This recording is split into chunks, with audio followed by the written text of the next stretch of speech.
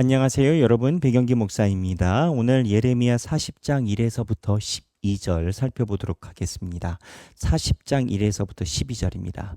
어저께 느부갓네살, 이게 왕이에요. 느부갓네살 이름 왕이고, 그 왕의 부하 군대 사령관으로 느부사라단이 있습니다. 그래서 느부갓네살이 어저께 느부사라단에게 명령해서 예레미야를 풀어줘요.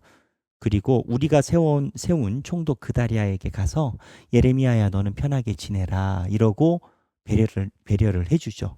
근데 오늘 40장의 본문에 느부사라단이 예레미야가 결박돼서 사로잡혀 가는 거를 본 건 거예요. 이 본문을 놓고 성서학자들이 그동안 논쟁이 많았어요. 아니 39장에 풀어줬는데 40장이 다시 사로잡혀져 있네. 그래가지고 문서가 두 개다 어쩌다 이런 얘기가 많이 있었는데 지금 정리된 건 뭐냐면 느부갓네살 왕이 느부사라단에게 명령해서 한번 풀어줬어요. 풀어줬는데 일은 잘 모르겠으나 예레미야가 이제 혼자잖아요. 혼자 돌아다니다가 바벨론 군대에 또 잡힌 건 거예요.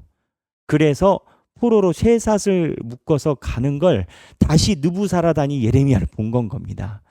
풀어줬는데 일반 사병들이 예레미야를 모르고 잡은 거를 본 건 거죠. 그래서 느부사라단이 다시 풀어준 건 거예요. 그 장면이 오늘 처음의 시작입니다. 어디에서 그러느냐? 지도를 보면 그렇습니다. 이 영어로 쓰여 있어서 좀 불편하시죠? 여기 지도를 보면 여기가 예루살렘이고요. 여기가 예루살렘입니다. 예루살렘이고 그리고 여기가 라마라는 곳입니다. 그리고 여기가 미스바입니다. 지금 미스바에 누가 있냐면 여기에 그다랴가 소위 임시정부를 세우고 있는 건 거죠. 그다랴가 미스바에서 임시정부를 세우고 있고 조금 이따 나옵니다. 라마에서 여기에서 예레미야가 사로잡혀간 걸 느부사라단이 본 건 거죠. 이 라마가 예전에 한번 설명한 적 있죠. 예루살렘하고 이제 미스바 사이인데 이 라마가 북쪽과 남쪽의 중간쯤에 있어요. 그래서 포로들을 이곳에서 모으고 바벨론이 포로들을 잡아가는 지명이 라마라고 이야기를 합니다. 그래서 구약 성경이 예레미야에 나오는 얘기가 라마에서 라헬이 통곡하느니라라는 본문이 라헬이 누구죠? 이스라엘 지파의 어머니, 요셉의 어머니, 야곱의 와이프, 삼촌한테 가가지고 자기가 얻고 싶었던 여자. 근데 처음에 삼촌이 속여서 그 여자가 아니라 언니. 아침에 딱 봤더니 마음에 안 들어. 그러고 이제 야곱이 다시 라헬을 얻기 위해서 오랜 시간 보냈지 않습니까? 근데 라헬의 집안이 북과 남 자녀들이 북과 남에 걸쳐서 다 있고 이제 라마에서 라헬이 통곡한다라는 내용이 예수님 오셨을 때 인용됐다라고 얘기를 했죠. 그 오늘 라마에서 이제 포로를 여기서 집결해 가지고 사로잡아 가는데 느부사라단이 예레미야가 여기 있는 거를 또 본 건 거예요. 그래서 다시 느부사라단이 예레미야를 풀어주고 이야기를 합니다. 여기에서 우리가 주목해야 되는 이 느부사라단, 그러니까는 사령관인 거죠. 사령관의 인식이 있어요. 느부사라단의 인식이 뭐냐? 여호와. 무슨 말일까요? 느부사라단이 사령관이 이야기를 해요. 2절에 너희들이 멸망한 이유는 3절에 여호와께 범죄하고 그의 목소리에 순종하지 아니하였으므로 멸망했다라는 거예요. 그러니까 하나님을 모르는 이방인이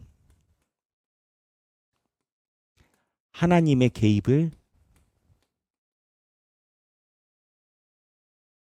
믿어. 왜 그럴까? 그 당시에 고대 근동의 신 개념에는요. 한 신은 그 지역과 나라를 넘어가지 못합니다. 근데 예레미야가 계속 선포했거든요. 너희들이 우리 여호와를 버렸기 때문에 멸망했다라는 거거든요. 근데 느부사라단은 바벨론 사령관이잖아요. 바벨론 입장에서 볼 때는 이게 맞는 말로 들리는 거예요. 왜냐하면 이스라엘 백성의 지역의 신은 여호와예요. 우리는 느보랑 다르거든요. 무릇 무로닥이랑 느보로 바벨론 신은 달라요. 다른데 신들끼리 구역을 정했다라는 거죠. 그들 고대 근동의 신관에 의하면. 그래서 예레미야가 이야기를 한 것처럼 너희들 신이 너희를 버렸어. 왜? 너희들 신 말을 안 들어가지고. 누구 어디다 버렸냐? 우리한테 버렸어. 이 구조를 느부사라단이 갖고 있는 건 거예요. 하나님이 말씀하신 구조를 이스라엘 백성들은 부인했는데 이방인들이 볼 땐 그게 객관적으로 보이는 건 거예요. 참 역설인 겁니다. 근데 이 느부사라단이 이야기를 해요. 그래서 이제 예레미야에게 말합니다. 예레미야가 이 선포를 하고 바벨론 입장에선 맞는 소리 한 건 거예요. 바벨론 입장에선 객관적인 소리 한 건 거예요. 그래서 예레미야를 바벨론 입장에선 선대를 하는 거거든요. 그래서 예레미야가 이야기를 해요. 느부사라단이 얘기를 해요. 뭐라고 얘기를 하냐면 예레미야야 바벨론으로 갈래? 내가 너 데리고 갈게. 가서 거기서 너 좋게 지내고 잘 지낼 수 있어. 가자라고 이야기를 하는데 5절에 보면 예레미야가 아직 돌이키기 전에라는 표현이 나와요. 느부사라단이 이 얘기를 하는데 예레미야가 반응이 없어. 세번역에 보면요. 이 부분이 그러니까 5절이 성경을 읽어보셔야 제가 여러분들께 말씀드리는 뉘앙스를 그 감각을 여러분들이 가져갈 수가 있습니다. 성경을 꼭 읽으세요. 40장의 5절에 보면 예레미야가 아직 돌이키기 전에 라고 나오는데 세 번역에 뭐라고 번역이 나오냐면 예레미야가 아직 돌아가려고 하지 않으니까니라라고 나와요. 그러니까 4절에 느부사라단이 예레미야를 만나서 얘기를 하는 건 거예요. 예레미야야 너 고생 많다. 우리 바벨론으로 같이 가자. 그러면 내가 너 잘해줄게.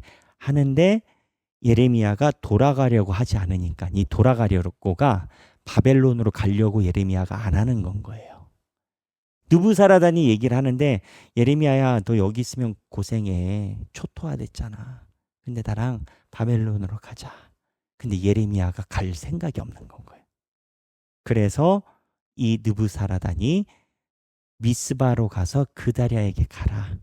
네가 여기에 남는다면 그다랴를 우리가 총독으로 세우고 군대도 붙여주고 했으니까 그다랴 옆에 있어야 네가 편할 것이다 라고 예레미야에게 누가? 바벨론 사령관이 해주는 건 거예요. 지도를 보면 그렇습니다. 지금 지도를 보면 지금 라마에서 잡았잖아요. 그다랴가 미스바에서 지금 임시정부를 하고 있다라고 했잖아요. 이 미스바로 예레미야가 가게끔 하는 건 거예요. 근데 여기서 여러분과 제가 주목해야 되는 예레미야의 자세가 있습니다. 예레미야.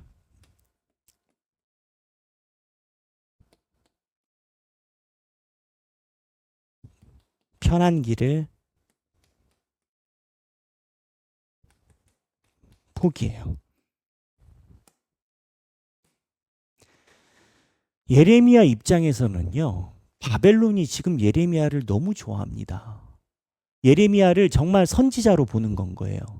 야훼 신의 선지자로 예레미야를 보고 예레미야를 선지자 대접해 주는 건 거예요.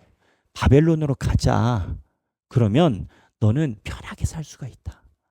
바벨론에서 너를 선지자 대접해서 네가 그동안 고생하고 바벨론에 사로잡혀라라고 이야기를 한 거 우리가 안다. 우리가 너 챙길게. 그런데 예레미야가 갈 생각을 안 하는 건 거예요. 왜 그랬을까요, 여러분? 예레미야는 자기를 죽이려고 했지만 자기 동족을 포기하지 않는 거예요. 험한 길 선택한 거예요.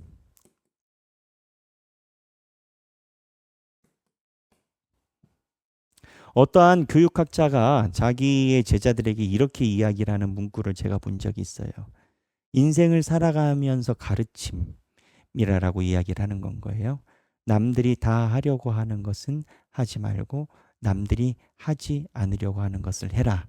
이거를 이제 교육 철학으로 이야기를 하는 것을 제가 우연히 본 적이 있습니다.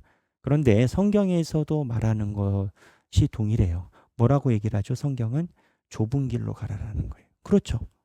크고 사람들이 다 가려는 길이 아니라 좁은 길로 가려고 하고 잔치 자리에 가면 상석에 가지 말고 말석에 가고. 예레미야는 하나님께서 가지고 있는 그 마음과 하나님께서 기본적으로 이스라엘 백성들에게 어떻게 임했으면 좋겠나라는 하나님의 마음을 그대로 아는 건 거예요. 그래서 예레미야가 지금 바벨론 가서 대접받을 수 있는 편한 길을 포기하고 험한 길을 선택을 해요. 여러분, 이게 쉬울까요? 나라가 망했어요. 집안이 쫄딱 사라졌어요. 목숨이 왔다 갔다 해요. 바벨론에 따라가면 편하게 살 수가 있어요. 근데 편한 길을 포기하고 자기 민족과 동족과 하나님의 말씀이 있는 험한 길을 선택을 한다. 이래서 예레미야인 것 같아요. 예레미야가 이전에도 우리가 봤지 않습니까? 예레미야가 겁이 없어요? 있죠. 죽음을 두려워하잖아요. 예레미야가 죽음을 두려워하고 그거에 대해서 시드기야에게 선처를 요구하기도 하잖아요. 그렇지만 벌벌벌 떨고 있지만 하나님의 말씀을 따라가는 것을 바꾸지 않아요. 편한 길을 느부사라단 사령관이 제의를 하고 있어요. 아니 동네에 장교가 제의만 해도 그냥 해가지고 할 건데 우리나라 국방장관이 누군지 모르겠는데 국방장관이 제의를 하는 건 거예요. 가서 선대. 근데 예레미야가 가지 않아요. 여기서 우리가 생각할 것이 많이 있다라고 생각을 해요. 여러분들은 선택할 때 어떠한 근거로 선택하십니까? 나의 선택의 근거는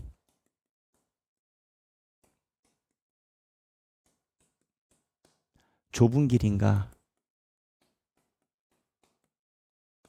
아니면 보장된 안정된 길인가? 저희 목회자들도 이러한 선택의 갈림에 설 때가 많이 있어요. 그렇다고 뭐 목회자들이 대단하고 강단이 있어서 좁은 길을 선택하고 그에 대해서 뭐가 없느냐? 사실 좁은 길을 선택해도 겁이 나요. 험한 길을 선택해도 겁이 나요. 사람이니까. 근데 하나님의 말씀이 이렇게 인도하심을 보고 하나님을 의지하는 거죠. 사망의 음침한 골짜기를 다닐지라도 해를 두려워하지 않으면 주께서 나를 안위하시나이다. 그래서 하나님을 따르는 사람들은 좁은 길을 가요. 여러분들도 물론 그런 경험이 있으실 겁니다. 그래서 과거에 남들이 가지 않는 좁은 길을 선택하고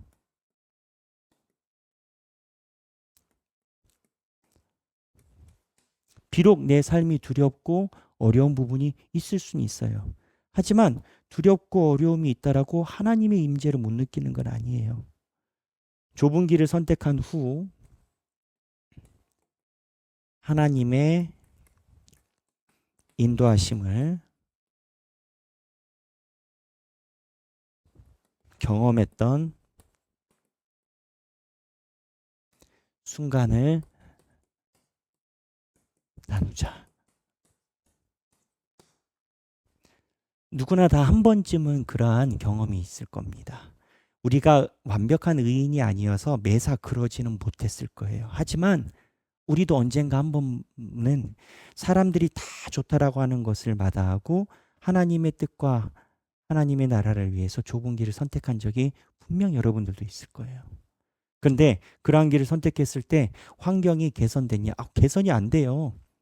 그러니까 좁은 길이지. 그러나 그 길을 걸어갈 때 하나님께서 나와 함께 하신다라는 마음을 분명히 가졌던 순간이 있다면 그것을 함께 나눠보시면 좋겠어요. 오늘 본문 40장 1에서부터 12절입니다. 성경 꼭 보시고 행복한 성경 읽기 되시길 바랍니다. 감사합니다.